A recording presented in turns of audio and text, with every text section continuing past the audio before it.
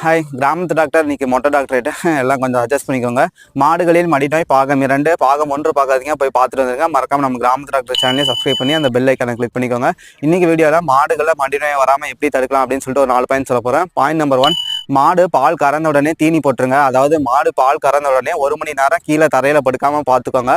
Point number 2, மாடு வச்சிருக்கக்கூடிய இடங்கள் சேறு சகதியமான இடமா இருக்கக்கூடாது. அதே மாதிரி நீங்கள் வச்சிருக்கக்கூடிய ஷெட்டை அடிக்கடி ப்ளீச்சிங் பவுடர் வச்சு க்ளீன் பண்ணணும். பாயிண்ட் நம்பர் 3, மாடு மடி கழுவுறதுக்கு பயன்படுத்தக்கூடிய தண்ணி சுத்தமான தண்ணீராக இருக்கணும். அதே மாதிரி பால் கறந்த உடனே கிருமி நாசினி சொல்யூஷன் மூலிமா காவை நினச்சி எடுக்கணும். இங்கே நான் சீப்பாக கிடைக்கக்கூடிய பொட்டாசியம் பெர்மனன்ட் சொல்யூஷன் வந்துட்டு யூஸ் பண்ணுறேன்.